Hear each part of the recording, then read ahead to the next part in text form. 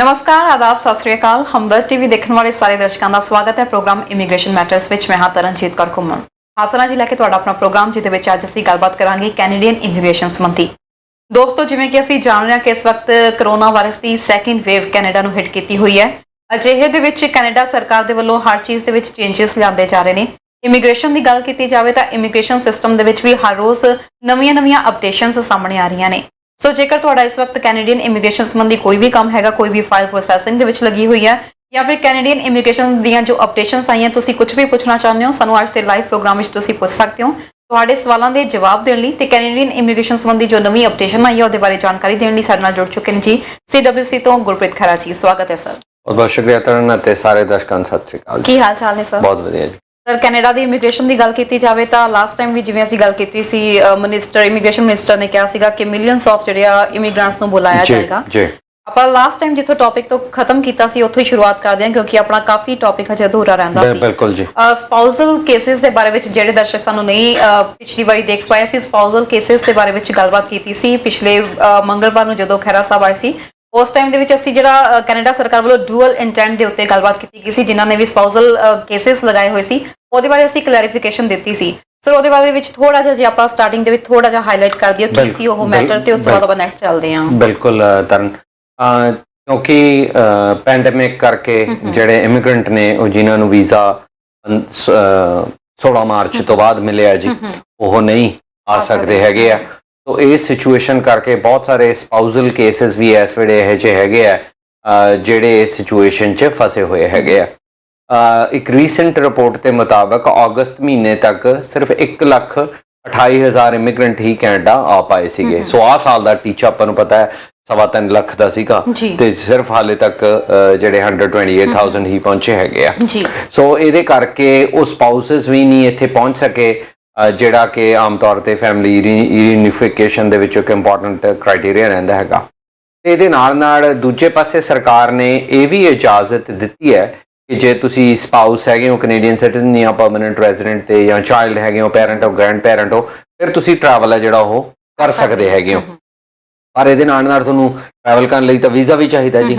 ਉਹ ਮੁਲਕ ਜਿੱਥੋਂ ਵੀਜ਼ਾ ਨਹੀਂ ਚਾਹੀਦਾ, ਜਿੱਥੋਂ ਕੱਲੀ ਇਲੈਕਟ੍ਰੋਨਿਕ ਟਰੈਵਲ ਆਥੋਰਾਈਜੇਸ਼ਨ ਜਾਂ ETA ਜਿਹਨੂੰ ਆਖਿਆ ਜਾਂਦਾ ਉਹ ਚਾਹੀਦਾ, ਉਹ ਤਾਂ ਇਸ ਗੱਲ ਦਾ ਫਾਇਦਾ ਲੈ ਰਹੇ ਨੇ, ਉਹ ਤਾਂ ਟਰੈਵਲ ਕਰ ਰਹੇ ਨੇ, ਚਾਹੇ ਉਹਨਾਂ ਦਾ ਵਿਆਹ ਦਾ ਕੇਸ ਲੱਗਿਆ ਹੋਇਆ।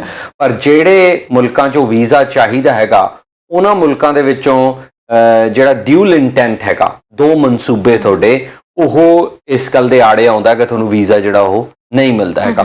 ਡਿਊਲ ਇੰਟੈਂਟ ਕੀ ਹੈ, ਸਭ ਤੋਂ ਪਹਿਲਾਂ ਇਹ ਸਮਝਣਾ ਜ਼ਰੂਰੀ ਹੈ ਜੀ।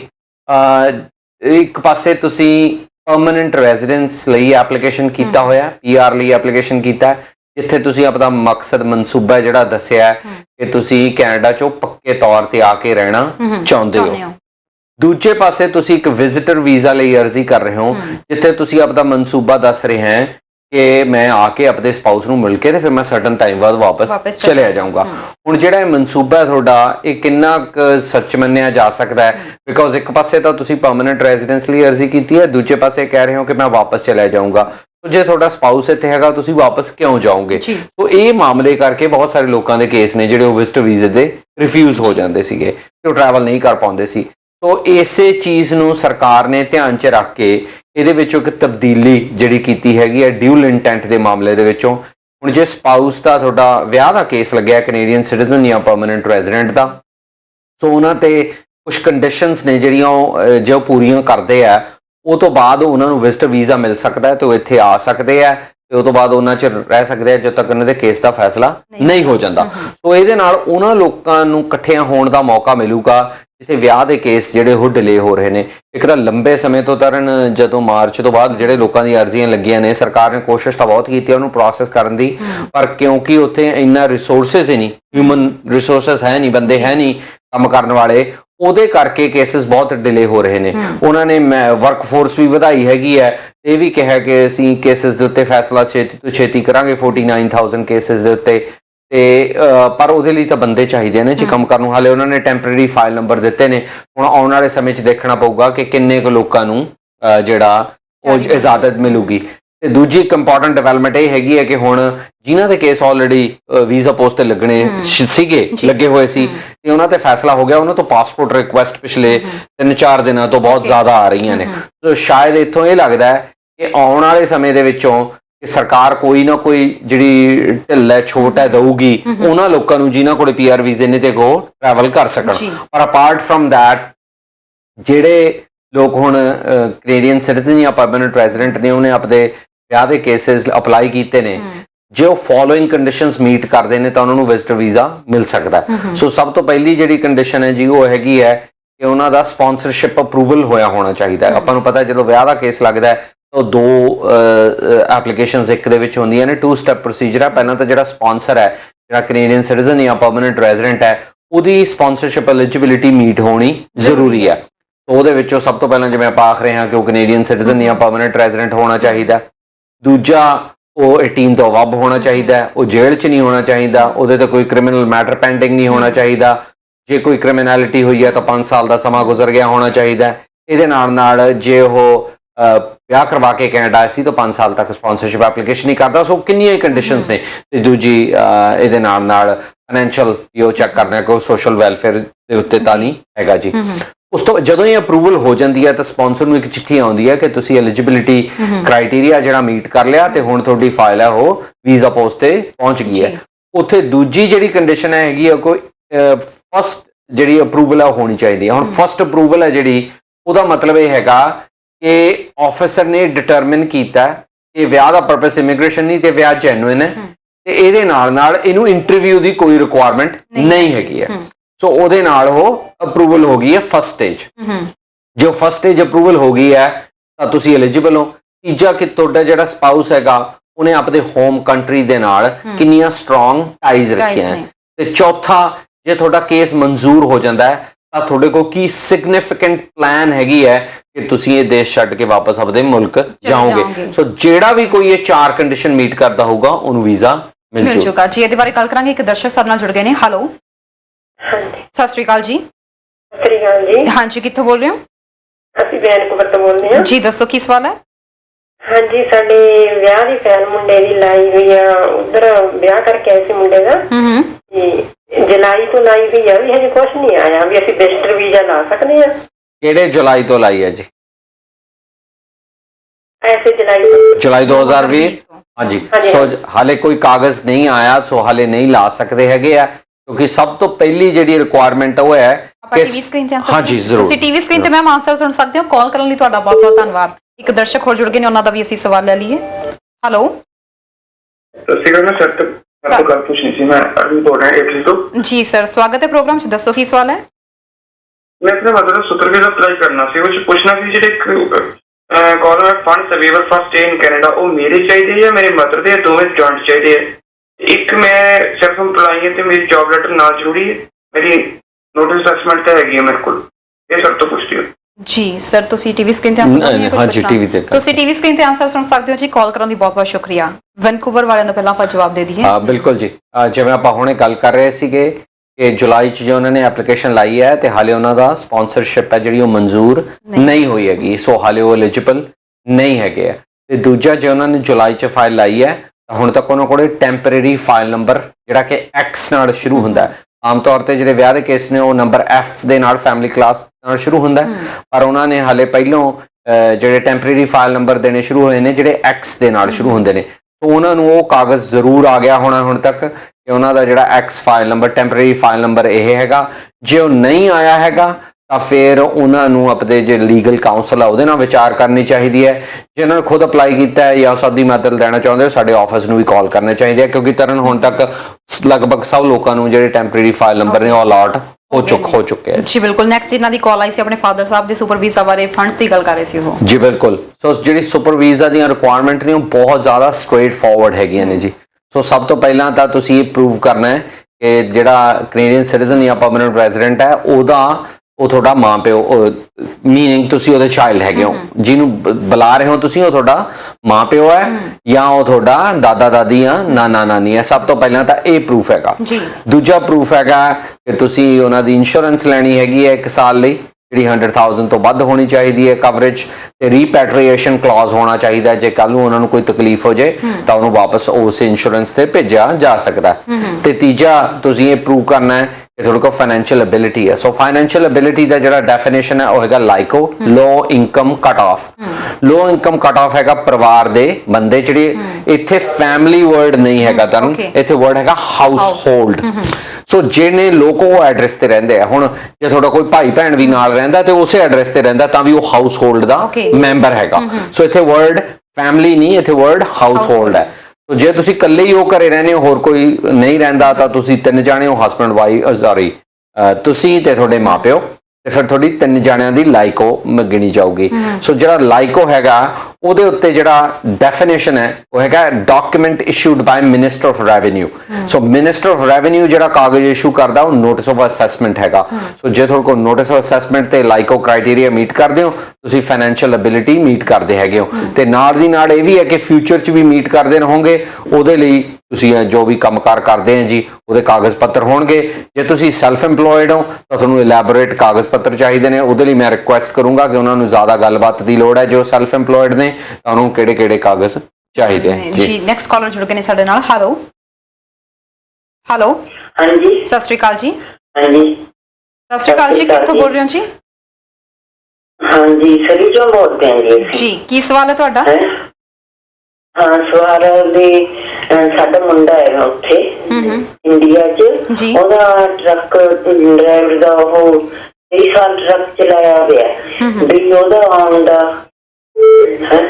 ਕੋਈ ਹਿੱਸਾ ਦੱਸਿਓ ਕਿ ਮੈਂ ਕਰਨਾ ਚਾਹੀਦਾ, ਕੀ ਕੁਝ ਚਾਹੀਦਾ ਜੀ? ਬਿਲਕੁਲ, ਤੁਸੀਂ ਟੀਵੀ ਸਕਰੀਨ ਤੇ ਆਨਸਰ ਸੁਣ ਸਕਦੇ ਹੋ। ਕਾਲ ਕਰਨ ਲਈ ਤੁਹਾਡਾ ਬਹੁਤ ਬਹੁਤ ਸ਼ੁਕਰੀਆ ਜੀ, ਥੈਂਕ ਯੂ ਜੀ। ਬਿਲਕੁਲ, ਇੱਕ ਦਰਸ਼ਕ ਹੋ ਜੁੜ ਗਏ ਨੇ। ਹੈਲੋ ਹੈਲੋ, ਸਤਿ ਸ਼੍ਰੀ ਅਕਾਲ ਜੀ। ਹਾਂਜੀ ਸਤਿ ਸ਼੍ਰੀ ਅਕਾਲ ਜੀ, ਮੇਰਾ ਨਾਮ ਜਸਕਰਨ ਹੈ। ਮੈਂ ਆਪਣੇ ਵਾਈਫ ਦਾ ਸਪਾਊਸ ਵੀਜ਼ਾ ਅਪਲਾਈ ਕੀਤਾ ਹੋਇਆ ਜਨਵਰੀ ਦਾ, ਤੇ ਮੈਂ ਪੁੱਛਣਾ ਸੀਗਾ ਕਿ ਉਹਨਾਂ ਦਾ ਅਪਰੂਵਲ ਆਇਆ ਹੋਇਆ, ਮੇਰਾ ਸਪਾਂਸਰ ਅਪਰੂਵਲ ਆਇਆ ਹੋਇਆ 5 ਫਰਵਰੀ ਦਾ, ਮੈਡੀਕਲ ਹੋਇਆ ਹੋਇਆ, ਬਾਇਓਮੈਟ੍ਰਿਕ ਹੋਈ ਹੋਈ ਹੈ 5 ਫਰਵਰੀ ਦੀ, ਤੇ 12 ਫਰਵਰੀ ਨੂੰ ਫਾਈਲ ਮੂਵ ਹੋਈ ਸੀਗੀ ਮਿਸਿਸ ਆਫਿਸ। ਤਾਂ ਉਸ ਤੋਂ ਬਾਅਦ ਉਹਨਾਂ ਦਾ ਕੋਈ ਰਿਪਲਾਈ ਨਹੀਂ ਆਇਆ। ਤਾਂ ਹੁਣ ਮੈਂ ਵਿਜ਼ਟਰ ਵੀਜ਼ਾ ਅਪਲਾਈ ਕਰ ਸਕਦਾ ਹਾਂ ਜਾਂ ਥੋੜਾ ਵੇਟ? ਤੇ ਜੇ ਉਹਦੇ ਵਿੱਚ ਫੰਡ ਦੀ ਰਿਕੁਆਇਰਮੈਂਟ ਵਗੈਰਾ ਵਿਜ਼ਟਰ ਵੀਜ਼ਾ ਵਾਸਤੇ ਮੈਨੂੰ ਕਿੰਨੇ ਸ਼ੋ ਕਰਨੇ ਪੈਣੇ? ਮੈਂ 25,000 ਸ਼ੋ ਕਰ ਰਿਹਾ ਜੀ। ਤੁਸੀਂ ਉਸ ਤੋਂ ਇਲਾਵਾ ਕਿੰਨੇ ਸ਼ੋ ਕਰਨੇ? ਟੀਵੀ ਸਕਰੀਨ ਤੇ ਆਨਸਰ ਸੁਣ ਸਕਦੇ ਹੋ ਜੀ। ਕਾਲ ਕਰਨ ਲਈ ਬਹੁਤ ਬਹੁਤ ਧੰਨਵਾਦ ਤੁਹਾਡਾ ਜੀ। ਸਰ ਪਹਿਲਾਂ ਜਿਨ੍ਹਾਂ ਦੀ ਸਰੀ ਤੋਂ ਕਾਲ ਆਈ ਸੀ, ਟਰੱਕ ਡਰਾਈਵਰ ਦੇ ਐਕਸਪੀਰੀਅੰਸ ਦੇ ਬਾਰੇ ਪੁੱਛਣਾ ਚਾਹੁੰਦੇ ਸੀ। ਸੋ ਟਰੱਕ ਡਰਾਈਵਰ ਲਈ ਆਮ ਤੌਰ ਤੇ ਰਿਕੁਆਇਰਮੈਂਟ ਹੈ ਜੀ ਕਿ ਉਹ ਗ੍ਰੇਡ 12 ਪੜ੍ਹੇ ਹੋਣੇ ਚਾਹੀਦੇ ਨੇ ਜੀ, ਤੇ 5 ਬੈਂਡ ਉਹਨਾਂ ਦੇ IELTS ਚੋਂ, ਜਿਹਨੂੰ ਆਈਲੈਟਸ ਵੀ ਕਿਹਾ ਜਾਂਦਾ, ਉਹਦੇ ਚੋਂ ਆਉਣੇ ਚਾਹੀਦੇ ਹੈ। ਇਹਦੇ ਨਾਲ 2 ਸਾਲ ਦਾ ਉਹਨਾਂ ਦਾ ਡਰਾਈਵਿੰਗ ਦਾ ਐਕਸਪੀਰੀਅੰਸ ਵੀ ਹੋਣਾ ਚਾਹੀਦਾ। ਜੇ ਹੈਗਾ ਜੀ ਤਾਂ ਜ਼ਰੂਰ ਉਹ ਅਪਲਾਈ ਕਰ ਸਕਦੇ ਨੇ। ਸੋ ਤਜਰਬੇ ਦੇ ਕਾਗਜ਼ ਚਾਹੀਦੇ ਨੇ, ਜੋ ਤਨਖਾਹ ਉਹਨਾਂ ਨੂੰ ਮਿਲੀ ਆ ਉਹਦੇ ਕਾਗਜ਼ ਚਾਹੀਦੇ ਨੇ, ਇਹਦੇ ਇਲਾਵਾ ਉਹਨਾਂ ਦਾ ਅੰਗਰੇਜ਼ੀ ਟੈਸਟ ਚਾਹੀਦਾ, 12ਵੀਂ ਜਮਾਤ ਚਾਹੀਦੀ, ਇਹੀ ਕਾਗਜ਼ ਪੱਤਰ ਚਾਹੀਦੇ ਆ ਜੀ। ਬਿਲਕੁਲ, ਨੈਕਸਟ ਕਾਲਰ ਜੁੜ ਗਏ ਨੇ। ਹੈਲੋ ਹੈਲੋ, ਸਤਿ ਸ਼੍ਰੀ ਅਕਾਲ ਜੀ। ਸਤਿ ਸ਼੍ਰੀ ਅਕਾਲ ਜੀ, ਕਿੱਥੋਂ ਬੋਲ ਰਹੇ ਹੋ? ਮੈਂ ਮਨਪ੍ਰੀਤ ਫਰਾਂਸ ਤੋਂ ਬੋਲ ਰਹੀ ਹਾਂ ਜੀ। ਮੈਮ ਦੱਸੋ ਕੀ ਸਵਾਲ ਹੈ? ਹਾਂਜੀ, ਅਸੀਂ ਪੁੱਛਣਾ ਸੀ ਜਿੱਦਾਂ ਨਾ ਟੂਰਿਸਟ ਸਾਡੇ ਕੋਲ ਵੀਜ਼ਾ ਹੈ ਕੈਨੇਡਾ ਦਾ, ਤੇ ਅਸੀਂ ਜਿੱਦਾਂ ਇੱਥੇ ਸੈਟਲ ਹੋਣਾ ਚਾਹੁੰਦੇ ਆ ਕੇ, ਪਰ ਉਹ PR ਜਿੱਦਾਂ PR ਵਿੱਚ ਨਾ ਆਈਲੈਟਸ ਆਇਆ ਕਿ ਆਈਲੈਟਸ ਜ਼ਰੂਰੀ ਹੈ, ਕੁਛ ਇਸ ਤਰ੍ਹਾਂ ਦਾ ਕੋਈ ਪ੍ਰੋਗਰਾਮ ਹੈ ਕਿ ਬਿਨਾਂ ਆਈਲੈਟਸ ਤੋਂ ਕੁਝ ਹੋ ਸਕੇ ਏਦਾਂ?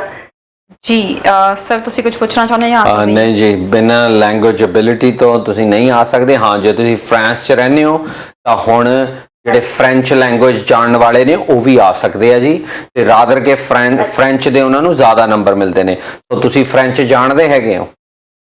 ਹਾਂਜੀ ਹਾਂਜੀ, ਫ੍ਰੈਂਚ ਬੋਲਦਾ। ਹਾਂਜੀ, ਜੇ ਤੁਸੀਂ ਫ੍ਰੈਂਚ ਜਾਣਦੇ ਹੋ ਤਾਂ ਫਿਰ ਕੈਨੇਡਾ ਦੀਆਂ 2 ਆਫੀਸ਼ੀਅਲ ਲੈਂਗੁਏਜਸ ਨੇ, ਇੰਗਲਿਸ਼ ਔਰ ਫ੍ਰੈਂਚ। ਤਾਂ ਜਿਹਦੇ 'ਚ ਵੀ ਤੁਸੀਂ ਜ਼ਿਆਦਾ ਪ੍ਰੋਫੀਸ਼ੀਐਂਟ ਆ ਸਕਦੇ ਹੋ। ਜ਼ਰੂਰੀ ਨਹੀਂ ਕਿ ਤੁਸੀਂ ਅੰਗਰੇਜ਼ੀ ਜਾਣਦੇ ਹੋ ਤਾਂ ਹੀ ਤੁਸੀਂ ਕੈਨੇਡਾ ਆ ਸਕਦੇ ਹੋ, ਜੇ ਫ੍ਰੈਂਚ ਜਾਣਦੇ ਹੋ ਤਾਂ ਵੀ ਆ ਸਕਦੇ ਆ ਜੀ। ਰਾਦਰ ਕੇ ਹੁਣ ਤਾਂ ਫ੍ਰੈਂਚ ਵਾਲਿਆਂ ਨੂੰ ਜ਼ਿਆਦਾ ਨੰਬਰ ਮਿਲਦੇ ਆ ਜੀ। ਬਿਲਕੁਲ ਜੀ, ਬਿਲਕੁਲ, ਬਹੁਤ ਬਹੁਤ ਸ਼ੁਕਰੀਆ ਜੀ, ਬਹੁਤ ਬਹੁਤ ਸ਼ੁਕਰੀਆ ਕਾਲ ਕਰਨ ਦੇ ਲਈ। ਸਰ ਇਸ ਤੋਂ ਬਾਅਦ ਜਿਨ੍ਹਾਂ ਦੀ ਜਸਕਰਨ ਨੇ ਆਪਣੀ ਵਾਈਫ ਦੀ ਗੱਲ ਕਰ ਰਹੀ ਸਨ ਜੀ। ਬਿਲਕੁਲ, ਸੋ ਉਹਨਾਂ ਦਾ ਸਪਾਂਸਰਸ਼ਿਪ ਅਪਰੂਵਲ ਹੋ ਚੁੱਕਿਆ ਹੈ, ਪਰ ਆਪਾਂ ਨੂੰ ਇਹ ਜਾਣਕਾਰੀ ਨਹੀਂ ਹੈਗੀ ਕਿ ਉਹਨਾਂ ਦਾ ਫਸਟ ਸਟੇਜ ਅਪਰੂਵਲ ਹੋ ਚੁੱਕਿਆ ਹੈ ਕਿ ਨਹੀਂ ਹੋ ਚੁੱਕਿਆ। ਤਾਂ ਸਭ ਤੋਂ ਪਹਿਲਾਂ ਤਾਂ ਇਹ ਜਾਣਨਾ ਜ਼ਰੂਰੀ ਹੈ ਕਿ ਉਹਨਾਂ ਦਾ ਫਸਟ ਸਟੇਜ ਅਪਰੂਵਲ ਹੋ ਚੁੱਕਿਆ। ਜੇ ਉਹਦੇ ਲਈ access to information privacy act ਹੈਗਾ, ਉਹਦੇ 'ਚ ਪਟੀਸ਼ਨ ਕਰਕੇ ਫਾਈਲ ਦੋ ਕਾਪੀ ਆ ਸਕਦੀ ਹੈ ਤੇ ਉਹ ਤੋਂ ਜਾਣਿਆ ਜਾ ਸਕਦਾ ਹੈ। ਜੇ ਉਹ ਫਸਟ ਸਟੇਜ ਅਪਰੂਵਲ ਹੋ ਗਿਆ, ਮਤਲਬ ਇੰਟਰਵਿਊ ਰਿਕੁਆਇਰਡ ਨਹੀਂ ਹੈਗੀ ਹੈ, ਤਾਂ ਫਿਰ ਉਹ ਫਸਟ 2 ਕੰਡੀਸ਼ਨਸ ਮੀਟ ਕਰਦੇ ਆ ਜੀ। ਉਹ ਤੋਂ ਬਾਅਦ ਜਿਹੜੀ ਅਗਲੀਆਂ 2 ਰਿਕੁਆਇਰਮੈਂਟ ਨੇ ਜੀ, ਕਿ ਉਹਨੇ ਕੀ ਸਿਗਨੀਫੀਕੈਂਟ ਟਾਈਜ਼ ਹੈਗੀਆਂ ਉਹਦੀਆਂ ਆਪਦੇ ਕੰਟਰੀ ਨਾਲ।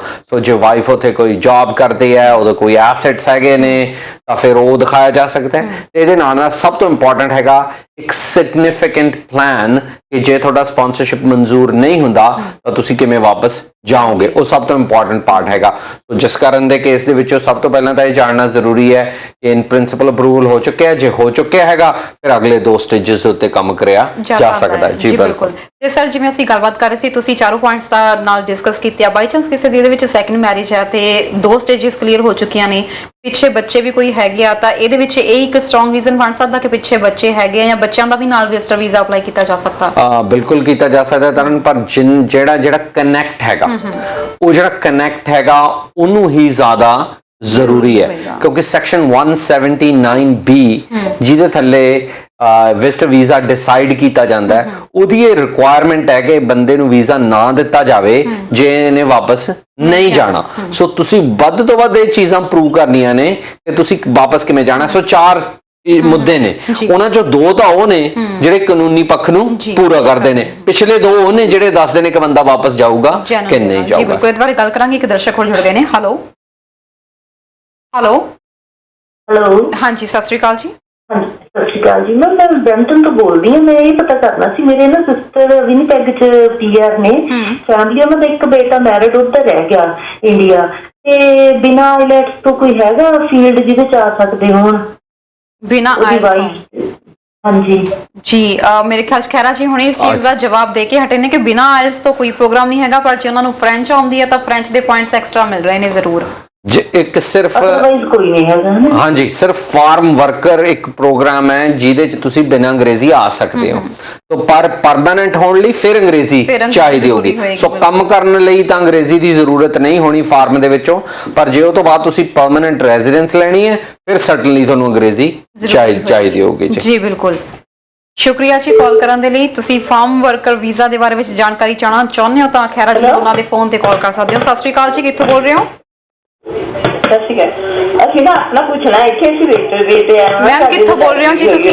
ਕਿਹੜੀ ਸਾਈਡ ਤੋਂ ਬੋਲ ਰਹੇ ਹੋ ਤੁਸੀਂ? ਅਸੀਂ ਚਾਈਨਾ ਤੋਂ ਬੋਲਦੇ ਹਾਂ ਜੀ, ਦੱਸੋ ਜੀ।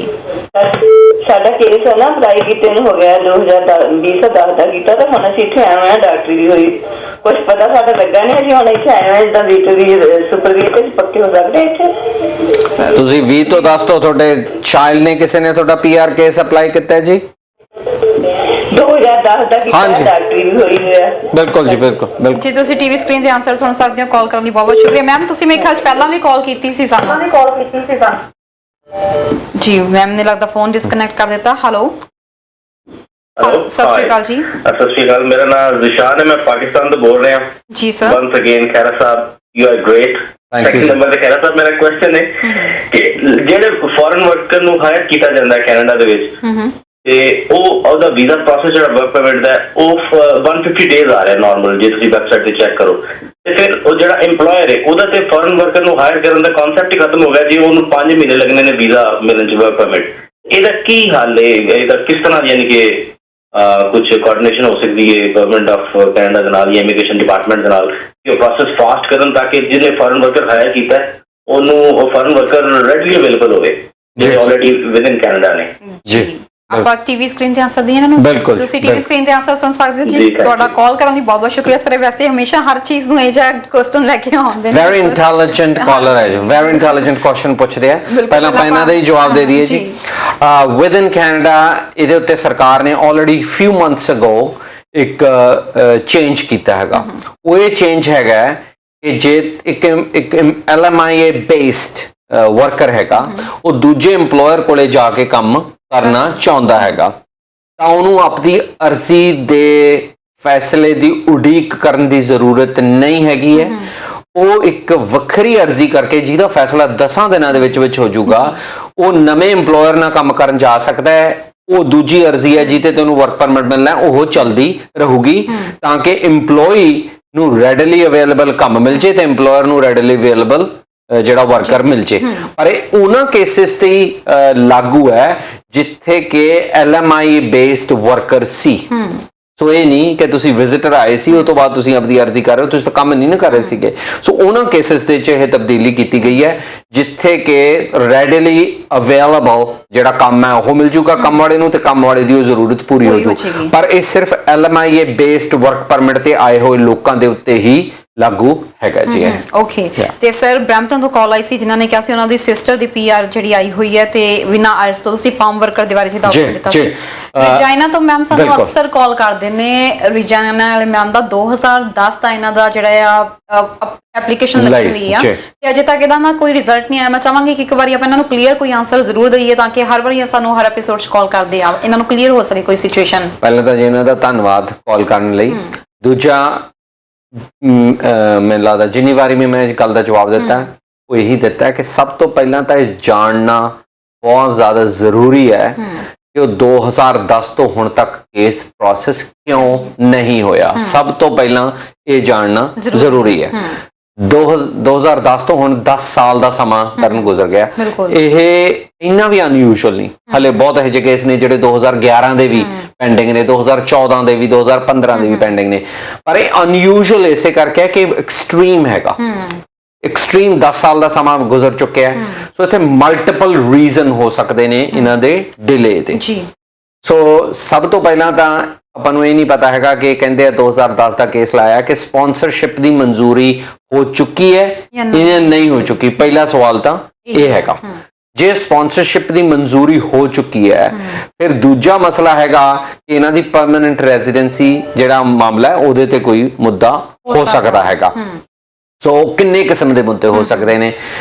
ਜੇ ਉਹ ਕਿਸੇ ਸਿਕਿਉਰਿਟੀ ਏਜੰਸੀ ਦੇ ਵਿੱਚ ਚਾਹੇ ਫੌਜ ਜਾਂ ਪੰਜਾਬ ਪੁਲਿਸ ਜਾਂ ਬਾਰਡਰ ਸਿਕਿਉਰਿਟੀ ਫੋਰਸ ਜਾਂ CRPF ਵਿੱਚ ਕੰਮ ਕਰਦੇ ਰਹੇ ਨੇ ਤਾਂ ਜਿੰਨਾ ਚਿਰ ਉਹ ਮਾਮਲਾ ਕ੍ਰਿਮੀਨੈਲਿਟੀ ਜਾਂ ਦਾ ਨਹੀਂ ਨਜਿੱਠਿਆ ਜਾਊਗਾ ਹਿਊਮਨ ਰਾਈਟ ਵਾਇਓਲੇਸ਼ਨ ਦਾ, ਉਹਨਾਂ ਚਿਰ ਉਹ ਮਾਮਲਾ ਖੜਾ ਰਹਿਣਾ ਹੈਗਾ ਜੀ। ਕਿਉਂਕਿ ਕੈਨੇਡਾ 'ਚੋਂ ਆ ਕੇ ਲੋਕ ਰੈਫਿਊਜੀ ਕਲੇਮ ਕਰਦੇ ਨੇ ਇਹ ਆਖ ਕੇ ਕਿ ਉਹਨਾਂ ਨੂੰ ਫੌਜ ਨੇ, ਪੁਲਿਸ ਨੇ ਜਾਂ ਫਿਰ ਬਾਰਡਰ ਸਿਕਿਉਰਿਟੀ ਫੋਰਸ ਨੇ ਅਟਰੋਸਿਟੀਜ਼ ਕੀਤੀਆਂ, ਤਸ਼ੱਦਦ ਕੀਤੇ, ਤੇ ਫਿਰ ਜਿਹੜਾ ਤਸ਼ੱਦਦ ਕਰਨ ਵਾਲਾ ਉਹਨੂੰ ਇਮੀਗ੍ਰੇਸ਼ਨ ਨਹੀਂ ਨਾ ਹੋ ਸਕਦੀ ਹੈਗੀ। ਸੋ ਇਸ ਕਰਕੇ ਜਿਹੜੀਆਂ ਇਹ ਬਾਡੀਜ਼ ਨੇ ਉਹਨਾਂ ਦੇ ਉੱਤੇ ਇਹ ਇਨਵੈਸਟੀਗੇਟ ਕੀਤਾ ਜਾਂਦਾ ਕਿ ਇਹ ਬਾਡੀ ਦੇ ਵਿੱਚ ਕੰਮ ਕਰਨ ਵਾਲੇ ਬੰਦੇ ਨੇ ਹਿਊਮਨ ਰਾਈਟ ਵਾਇਓਲੇਸ਼ਨ ਤਾਂ ਨਹੀਂ ਕੀਤੀ। ਕਿਉਂਕਿ ਕਾਨੂੰਨ ਇਹ ਵੀ ਹੈ ਜੇ ਤੁਸੀਂ ਇਹੋ ਜਿਹੇ ਕਿਸੇ ਬਾਡੀ ਦੇ ਵੀ ਮੈਂਬਰ ਹੋ ਜਿਹਨੇ ਹਿਊਮਨ ਰਾਈਟ ਵਾਇਓਲੇਸ਼ਨ ਕੀਤੀ ਹੈ ਤਾਂ ਵੀ ਨਹੀਂ ਤੁਹਾਡੀ ਇਮੀਗ੍ਰੇਸ਼ਨ ਹੋ ਸਕਦੀ। ਦੂਜਾ, ਜੇ ਇਹਨਾਂ ਦਾ ਸਪਾਂਸਰ ਜਿਹੜਾ ਹੈਗਾ ਉਹਦੇ ਤੇ ਕੋਈ ਇਨਵੈਸਟੀਗੇਸ਼ਨ ਚੱਲ ਰਿਹਾ ਹੈ ਤਾਂ ਵੀ ਜਦ ਤੱਕ ਉਹਦਾ ਇਨਵੈਸਟੀਗੇਸ਼ਨ ਪੂਰੇ ਨਹੀਂ ਹੋ ਜਾਂਦਾ ਇਹਨਾਂ ਦਾ ਮਾਮਲਾ ਨਜਿੱਠਿਆ ਨਹੀਂ ਜਾਊਗਾ। ਤਾਂ ਸਭ ਤੋਂ ਪਹਿਲਾ ਸਟੈਪ ਇਹ ਹੈਗਾ ਇਹ ਜਾਣਨਾ ਕਿ ਇਹਨਾਂ ਦੇ ਮਾਮਲੇ ਦੇ ਉੱਤੇ ਦੇਰੀ ਕਿਉਂ ਹੋ ਰਹੀ ਹੈ। ਉਹ ਦੇਰੀ ਜਾਣਨ ਲਈ access to information privacy act ਹੈਗਾ, ਉਹਦੇ ਥੱਲੇ ਪਟੀਸ਼ਨ ਕੀਤੀ ਜਾ ਸਕਦੀ ਹੈ। ਉਹਨਾਂ ਦੀ ਪੂਰੀ ਫਾਈਲ ਦੀ ਕਾਪੀ ਮਿਲ ਜੂਗਾ। ਕਾਪੀ ਮਿਲਣ ਤੋਂ ਬਾਅਦ ਪਤਾ ਚੱਲਣਾ ਹੈਗਾ ਕਿ ਇੰਨੀ ਦੇਰੀ ਕਿਉਂ ਹੋ ਰਹੀ ਹੈ, ਫਿਰ ਉਸ ਦੇਰੀ ਦਾ ਹੱਲ ਕੀਤਾ ਜਾ ਸਕਦਾ। ਸੋ ਜਿੰਨਾ ਚਿਰ ਇਹੀ ਨਹੀਂ ਪਤਾ ਕਿ ਕਾਰਨ ਕੀ ਹੈ ਉਹਨਾਂ ਚਿਰ ਕਾਰਨ ਦਾ ਕੋਈ ਹੱਲ ਨਹੀਂ ਕੀਤਾ ਜਾ ਸਕਦਾ। ਤਾਂ ਮੈਂ ਇਹਨਾਂ ਨੂੰ ਰਿਕੁਐਸਟ ਕਰੂੰਗਾ ਕਿ ਉਹ ਸਾਡੇ ਆਫਿਸ ਨੂੰ ਕਾਲ ਕਰਨ ਜੀ। ਥੱਲੇ ਸਕਰੀਨ ਦੇ ਉੱਤੇ ਜਿਹੜਾ ਬਲੈਕ ਬਾਕਸ ਆ ਉਹਦੇ ਵਿੱਚ ਉਹ ਨੰਬਰਸ ਆ ਰਹੀਆਂ ਨੇ, ਉਹ ਤਿੰਨਾਂ ਨੰਬਰਾਂ ਚੋਂ ਕਿਸੇ ਤੇ ਵੀ ਉਹ ਕਾਲ ਕਰ ਸਕਦੇ ਹੈਗੇ ਆ। ਜੇ ਮੇਰੇ ਨਾਲ ਸਿੱਧੇ ਤੌਰ ਤੇ ਗੱਲ ਕਰਨਾ ਚਾਹੁੰਦੇ ਆ ਤਾਂ 905 670 44 44 ਜਿਹੜਾ ਨੰਬਰ ਹੈ ਜੀ ਉੱਥੇ ਕਾਲ ਕਰ ਸਕਦੇ ਨੇ, ਉਹ ਮੇਰੇ ਨਾਲ ਅਪਾਇੰਟਮੈਂਟ ਬਣਾ ਜਾਣਗੇ। ਮੇਰੀ ਰਿਕੁਐਸਟ ਹੈ ਕਿ ਇਹਨਾਂ ਨੂੰ ਹੋਰ ਇੰਤਜ਼ਾਰ ਨਹੀਂ ਕਰਨਾ ਚਾਹੀਦਾ ਕਿਉਂਕਿ ਜਿਹੜਾ ਮੈਂਡੇਮਸ ਦਾ ਟਾਈਮ ਵੀ ਉਹ ਵੀ 4 ਸਾਲ ਹੈ। ਕੋਰਟ ਨੇ 4 ਸਾਲ ਡਿਲੇ ਨੂੰ ਰੀਜ਼ਨੇਬਲ ਡਿਲੇ ਮੰਨਿਆ, ਪਰ ਇਹਨਾਂ ਦੇ ਵਿੱਚ 10 ਸਾਲ ਹੈ ਜੀ। ਬਿਲਕੁਲ ਉਮੀਦ ਕਰਦੇ ਹਾਂ ਮੈਮ ਨੂੰ ਆਪਣਾ ਆਨਸਰ ਮਿਲ ਗਿਆ ਹੋਵੇਗਾ ਤੇ ਤੁਸੀਂ ਇੱਕ ਵਾਰੀ ਖਹਿਰਾ ਜੀ ਨਾਲ ਡਾਇਰੈਕਟਲੀ ਗੱਲ ਕਰ ਸਕਦੇ ਹੋ ਉਹਨਾਂ ਦੇ ਫੋਨ ਨੰਬਰ ਦੇ ਉੱਤੇ ਤਾਂ ਕਿ ਤੁਹਾਨੂੰ ਡਿਟੇਲ 'ਚ ਪੂਰੀ ਉਹ ਜਾਣਕਾਰੀ ਪੁੱਛ ਸਕਣ। ਇੱਕ ਦਰਸ਼ਕ ਸਾਡੇ ਨਾਲ ਹੋਰ ਜੁੜ ਗਏ ਨੇ। ਹੈਲੋ, ਸਤਿ ਸ਼੍ਰੀ ਅਕਾਲ ਜੀ। ਹਾਂ, ਸਤਿ ਸ਼੍ਰੀ ਅਕਾਲ ਜੀ। ਮੈਂ ਪੁੱਛਣਾ ਸੀਗਾ ਜਿੱਦਾਂ ਸਾਡੀ ਮੰਮੀ ਉਹ ਸੁਪਰ ਵੀਜ਼ੇ ਤੇ ਇੱਥੇ ਪਹਿਲਾਂ ਰਹਿ ਕੇ ਗਏ ਆ 5 ਸਾਲ ਤੇ ਹੁਣ ਫਿਰ ਇੰਡੀਆ ਚਲੇ ਗਏ ਸੀ ਤੇ ਫਿਰ ਵਾਪਸ ਇੱਥੇ ਦੁਬਾਰਾ ਆਏ ਆ ਹਨਾ, ਤੇ ਉਹਨਾਂ ਦਾ ਵੀਜ਼ਾ ਜਦੋਂ ਮੁੱਕਣਾ ਆ ਹੁਣ 2 ਸਾਲ 1 ਸਾਲ ਤੱਕ ਉਹਨਾਂ ਦਾ ਪਾਸਪੋਰਟ ਮਾਰਚ ਵਿੱਚ ਮੁੱਕ ਜਾਣਾ ਤੇ ਜਿਹੜਾ ਸੁਪਰ ਵੀਜ਼ਾ ਉਹ ਆਪਾਂ ਇੱਥੇ ਐਕਸਟੈਂਡ ਨਹੀਂ ਕਰਾ ਸਕਦੇ ਨਾ ਜੀ। ਆਪ ਜੀ ਦਾ ਸਵਾਲ ਤੁਸੀਂ ਪੁੱਛਣਾ ਕੀ ਚਾਹੁੰਦੇ ਹੋ ਜੀ? ਸਵਾਲ ਕੀ ਹੈ ਤੁਹਾਡਾ? ਸਵਾਲ ਮੇਰਾ ਇਹ ਹੈ ਵੀ ਇਹ ਪੁੱਛਣਾ ਚਾਹੁੰਦੇ ਵੀ ਜੇ ਮੈਂ ਉਹਨਾਂ ਦੀ ਪਰਮਾਨੈਂਟ ਐਪਲੀਕੇਸ਼ਨ ਜਿਹੜੀ ਆਪਾਂ ਲਾਉਣੇ ਆ ਮੰਮੀ ਡੈਡੀ ਦੀ ਉਹ ਲਾਉਣੀ ਹੋਵੇ ਤੇ ਮੇਰੇ ਜਿਹੜੇ ਹਸਬੈਂਡ ਹੈ ਉਹਨਾਂ ਦਾ ਐਕਸੀਡੈਂਟ ਹੋ ਗਿਆ ਸੀ ਲਾਸਟ ਈਅਰ ਤੇ ਉਹਨਾਂ ਦੀ ਮੇਜਰ ਬ੍ਰੇਨ ਇੰਜਰੀ ਆ, ਪਤਾ ਨਹੀਂ ਉਹ ਕਦੋਂ ਕੰਮ ਕਰ ਸਕਦੇ ਆ, ਹਜੇ ਕੋਈ ਅਲਾਉਡ ਤਾਂ ਨਹੀਂਗਾ, ICBC ਤੇ ਆ ਜਿੱਦਾਂ ਤੇ ਮੈਂ ਇਕੱਲੀ ਜੇ ਮੇਰੀ ਇੰਨੀ ਇਨਕਮ ਪੂਰੀ ਹੋਵੇ ਮੈਂ ਲਾ ਸਕਦੀ ਹਾਂ? ਜੀ ਤੁਸੀਂ ਟੀਵੀ ਸਕਰੀਨ ਤੇ ਆਨਸਰ ਸੁਣ ਸਕਦੇ ਹੋ ਜੀ। ਕਾਲ ਕਰਨ ਲਈ ਤੁਹਾਡਾ ਬਹੁਤ ਬਹੁਤ ਧੰਨਵਾਦ ਸਰ। ਕੁਝ ਲਾਈਨਸ ਆਪਣੀਆਂ ਆਈਆਂ ਹੋਈਆਂ ਨੇ, ਜੀ, ਪਹਿਲਾਂ ਉਹਨਾਂ ਦਾ ਲੈ ਆਨਸਰ ਲੈ ਜ਼ਰੂਰ ਲਈਏ। ਜੀ। ਹੈਲੋ, ਹੈਲੋ, ਸਤਿ ਸ਼੍ਰੀ ਅਕਾਲ ਜੀ। ਸਤਿ ਸ਼੍ਰੀ ਅਕਾਲ ਜੀ। ਕਿੱਥੋਂ ਸਤਿ ਸ਼੍ਰੀ ਅਕਾਲ ਖੈਰਾ ਸਾਹਿਬ ਨੂੰ। ਜੀ ਸਤਿ ਕਿੱਥੋਂ ਸ਼੍ਰੀ ਬੋਲ ਰਹੇ ਹੋ ਅਕਾਲ ਜੀ? ਮੈਂ ਇੱਥੇ ਚੰਟ ਤੋਂ ਹੀ ਬੋਲਦੀ ਹਾਂ ਜੀ। ਮੈਂ ਪੁੱਛਣਾ ਸੀਗਾ, ਮੇਰਾ ਭਤੀਜਾ ਹੈ 44 ਈਅਰ ਉਹਦੀ ਏਜ ਆ ਤੇ ਗ੍ਰੇਡ 12 ਕਨੇਟਾਰ ਉੱਥੇ ਕੀਤੇ ਹੋਏ ਆ ਤੇ ਕੀ ਇਹ ਦੱਸ ਸਕਦੇ ਆ ਫਾਰਮਰ ਬਾਰੇ ਕਿੰਨਾ ਕੁ ਪ੍ਰੋਸੀਜਰ ਕੀ ਆ ਉਹਦਾ ਤੇ ਕਿੰਨਾ ਕੁ ਸਕਸੈਸਫੁਲ ਆ? ਜੀ ਮੈਂ ਫਾਰਮਰ ਪੁੱਛਣਾ ਚਾਹੁੰਦੀ ਹਾਂ, ਜੀ। ਮੈਂ ਚਾਹੁੰਦੇ ਹਾਂ ਉਹਨੂੰ ਇੱਥੇ ਬੁਲਾਉਣਾ। ਜੀ ਤੁਸੀਂ ਟੀਵੀ ਸਕਰੀਨ ਤੇ ਆਨਸਰ ਸੁਣ ਸਕਦੇ ਹੋ ਜੀ। ਕਾਲ ਕਰਨ ਲਈ ਤੁਹਾਡਾ ਹਾਂਜੀ, ਬਹੁਤ ਬਹੁਤ ਹਾਂਜੀ, ਸ਼ੁਕਰੀਆ ਜੀ। ਹਾਂਜੀ, ਸ਼ੁਕਰੀਆ ਜੀ, ਸ਼ੁਕਰੀਆ। ਹੈਲੋ ਹੈਲੋ, हेलो सत Shri hi Akal ma'am, sorry Zeeshan here once again. Sorry, मैं मेरे क्वेश्चन का एक छोटा पार्ट शायद खैरा साहब को मिस हो गया। मैं पूछना चाह रहा था, once if a visitor comes to Canada तो वो विजिटर ਨੂੰ ਉੱਥੇ ਜੌਬ ਅਪਲਾਈ ਕਰਦਾ ਤੇ LMIA ਬੇਸਡ ਜੌਬ ਹੀ ਉਹਨੂੰ ਮਿਲ ਜਾਂਦੀ ਹੈ। LMIA ਅਪਰੂਵ ਹੋ ਕੇ ਆ ਜਾਂਦਾ, ਫਿਰ ਉਹ ਵਰਕ ਪਰਮਿਟ ਅਪਲਾਈ ਕਰਦਾ ਤੇ still 150 days are coming up on the screen on the website of GIC cac.gc.go। ਹਾਂਜੀ, ਉਹਨਾਂ ਵਕਤ ਜਿਹੜੀ ਵੈਬਸਾਈਟ ਹੈ। ਹਾਂਜੀ ਬਿਲਕੁਲ, ਉਹਨੂੰ ਉਹਨਾਂ ਟਾਈਮ ਲੱਗਦਾ ਹੀ ਲੱਗਦਾ। ਰਾਦਰ ਕੇ ਤੋਂ ਵੀ ਜ਼ਿਆਦਾ ਲੰਬਾ ਸਮਾਂ ਹੈਗਾ ਜੀ। ਹੁਣ ਤਕਰੀਬਨ 6 ਮਹੀਨੇ ਦਾ ਸਮਾਂ ਲੱਗ ਰਿਹਾ ਜੀ। ਜੀ ਸਰ, ਮੇਰਾ ਮੇਨ ਕੁਐਸਚਨ ਇਹ ਸੀ ਕਿ ਫਿਰ ਉਸ EMPLOYER ਨੂੰ ਉਹ ਫੋਰਨ ਵਰਕਰ ਹਾਇਰ ਕਰਨ ਦਾ ਤੇ ਫਿਰ ਉਹਦਾ ਮਕਸਦ ਹੀ ਖਤਮ ਹੋ ਗਿਆ, ਜਿਹੜਾ ਉਹਨੂੰ ਰੈਡੀ ਅਵੇਲੇਬਲ ਨਹੀਂ ਹੋਣਾ। ਉਹਨੇ LMIA ਵੀ ਅਪਰੂਵ ਕਰਵਾ ਲਿਆ, ਫਿਰ 5 ਮਹੀਨੇ ਇੰਤਜ਼ਾਰ ਵੀ ਕਰੇ ਕਿ ਇਹ ਬੰਦੇ ਦਾ ਆਪਣਾ ਵਰਕ ਵੀਜ਼ਾ ਲਾ ਕੇ ਆ ਜਾਏ ਤੇ ਫਿਰ ਹੀ ਮੇਰੇ ਕੋਲ ਕੰਮ ਕਰੇ। ਬਿਲਕੁਲ ਫਿਰ ਉਹਨੂੰ ਫੋਰਨ ਵਰਕਰ ਦਾ ਉਸ ਟਾਈਮ ਜੀ ਬਾਕੀ ਦਾ ਆਨਸਰ ਤੁਸੀਂ ਟੀਵੀ ਸਕਰੀਨ ਤੇ ਸੁਣ ਸਕਦੇ ਹੋ ਜੀ। ਕਾਲ ਕਰਨ ਲਈ ਬਹੁਤ ਬਹੁਤ ਸ਼ੁਕਰੀਆ ਸਰ। ਪਹਿਲਾਂ ਜਿਨ੍ਹਾਂ ਨੇ ਕੀਤਾ ਸੀ, ਇੱਕ ਕਾਲਰ ਹੋਰ ਜੁੜ ਗਏ ਨੇ। ਹੈਲੋ, ਹੈਲੋ, ਹਾਂਜੀ ਮੈਮ, ਸਤਿ ਸ਼੍ਰੀ ਅਕਾਲ। ਸਤਿ ਸ਼੍ਰੀ ਅਕਾਲ ਜੀ। ਕਿੱਥੋਂ ਬੋਲ ਰਹੇ ਹੋ? ਹਾਂਜੀ, ਮੈਂ ਕੈਲਗਰੀ ਤੋਂ ਬੋਲ ਰਹੀ ਹਾਂ। ਜੀ ਦੱਸੋ ਜੀ, ਕੀ ਸਵਾਲ ਹੈ? ਹਾਂਜੀ, ਮੈਂ ਪੁੱਛਣਾ ਚਾਹੁੰਦੀ ਹਾਂ ਕਿ ਮਦਰ ਦਾ ਸੁਪਰ ਵੀਜ਼ਾ ਅਪਲਾਈ ਕਰਨਾ ਤੇ ਮੈਂ ਜਿਹੜੇ ਫੰਡ ਸ਼ੋ ਕਰਨੇ ਉਹ ਆਪਣੇ ਕਰਨੇ ਤੇ ਮਦਰ ਦੇ ਕਰਨੇ ਤੇ ਦੋਨਾਂ ਦੇ ਕਰਨੇ। ਜੀ ਤੁਸੀਂ ਟੀਵੀ ਸਕਰੀਨ ਤੇ ਆਨਸਰ ਸੁਣ ਸਕਦੇ ਹੋ। ਕਾਲ ਕਰਨ ਲਈ ਬਹੁਤ ਬਹੁਤ ਧੰਨਵਾਦ, ਸ਼ੁਕਰੀਆ ਜੀ। ਜੀ ਸਰ, ਆਪਾਂ ਆਨਸਰ ਦਈਏ। ਜਿਨ੍ਹਾਂ ਨੇ ਸਭ ਤੋਂ ਪਹਿਲਾਂ ਕਾਲ ਕੀਤੀ ਸੀ ਕਿ ਉਹ ਆਪਣੇ ਮਦਰ ਦੇ ਸੁਪਰ ਵੀਜ਼ਾ ਦੇ ਬਾਰੇ ਗੱਲ ਕਰ ਰਹੇ ਸੀਗੇ, ਪਹਿਲਾਂ ਐਕਸਪਾਇਰ ਹੋ ਗਿਆ, ਦੈਨ ਜੀ ਹਸਬੈਂਡ ਦੀ ਉਹਨਾਂ ਨੇ ਕਿਸੇ ਇਨਕਮ ਨਹੀਂ ਹੈ। ਬਿਲਕੁਲ ਜੀ। ਸੋ ਉਹਨਾਂ ਨੇ ਆਖਿਆ ਸੀ ਮਾਰਚ ਚ ਪਾਸਪੋਰਟ ਐਕਸਪਾਇਰ ਹੋ ਰਿਹਾ ਹੈ।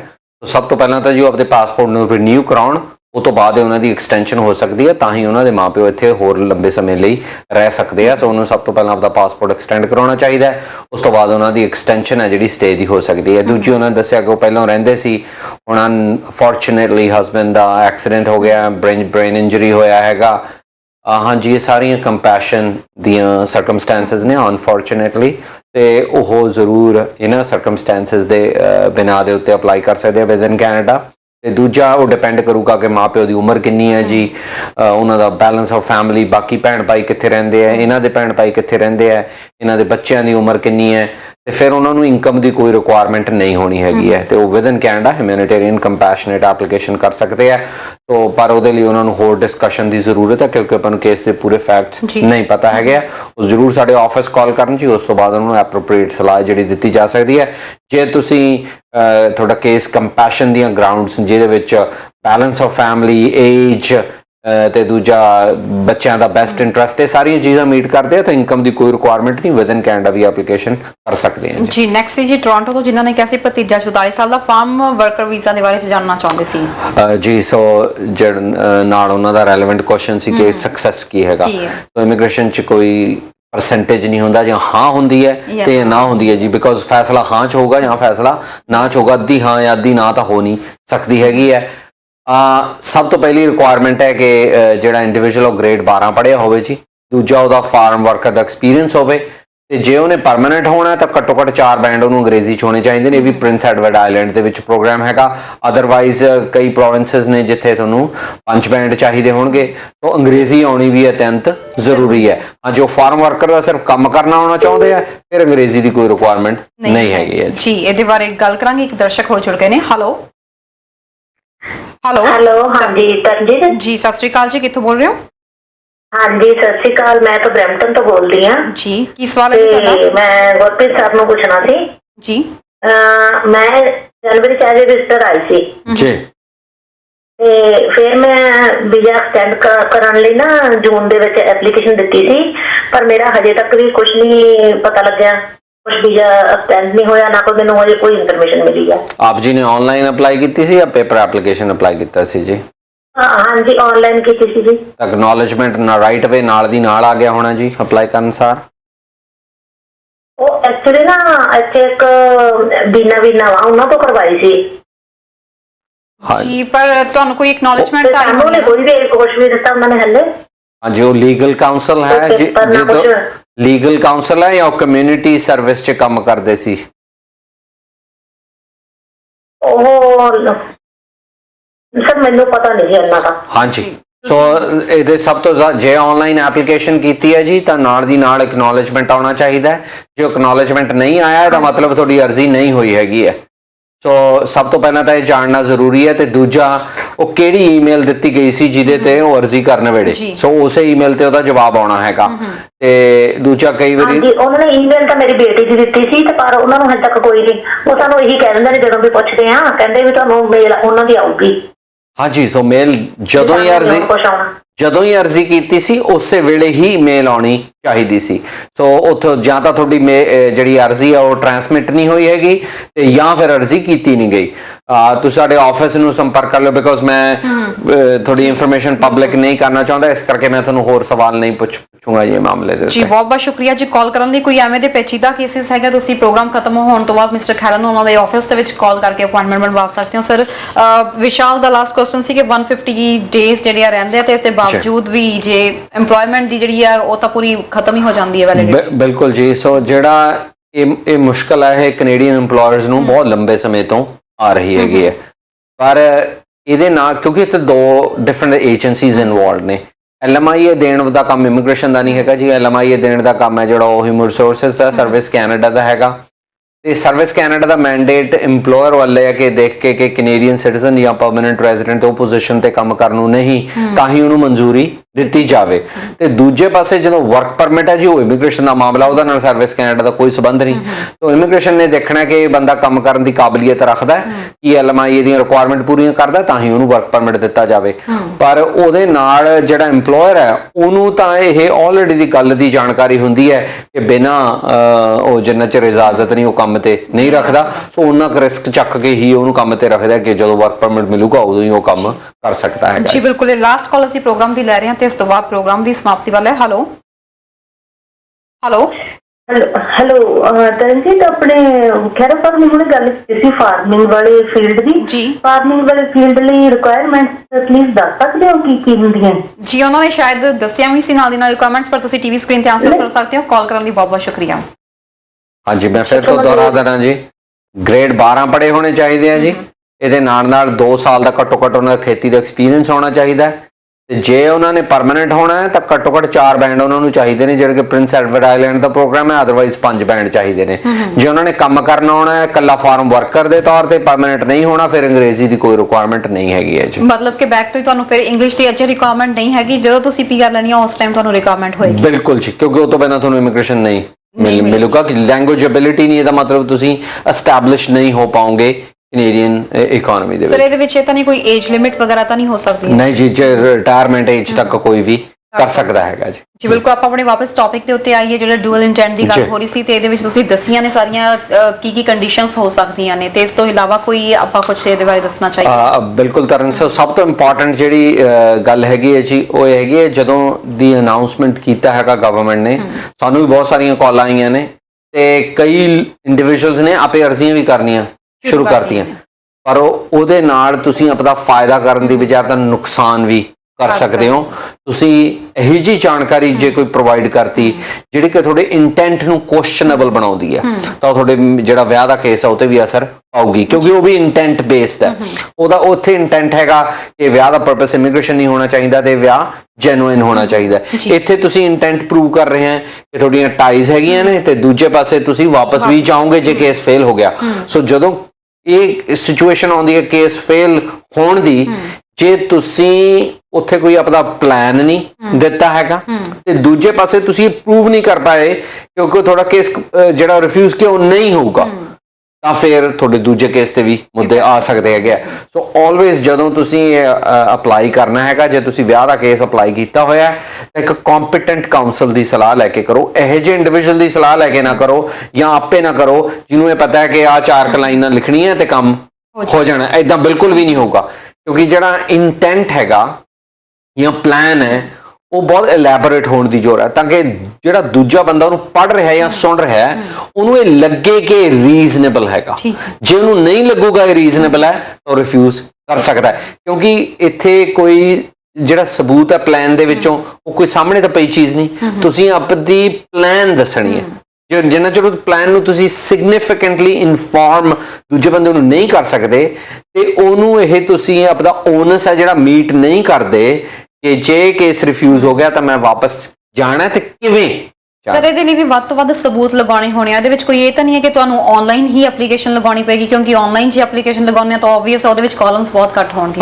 ਉਹਦੇ ਲਈ ਤੁਹਾਨੂੰ ਬਿਲਕੁਲ ਤੁਹਾਡੀ ਗੱਲ ਬਿਲਕੁਲ ਸਹੀ ਹੈ। ਉਹਦੇ ਲਈ ਸਭ ਤੋਂ ਇੰਪੋਰਟੈਂਟ ਹੈ ਜਦੋਂ ਹੀ ਤੁਹਾਨੂੰ ਐਕਨੋਲੇਜਮੈਂਟ ਆ ਗਿਆ ਉਸ ਤੋਂ ਬਾਅਦ ਸਬਸੀਕੁਐਂਟਲੀ ਤੁਸੀਂ ਜਿੰਨੇ ਮਰਜ਼ੀ ਸਬੂਤ ਭੇਜ ਸਕਦੇ ਹੈਗੇ ਹੋ।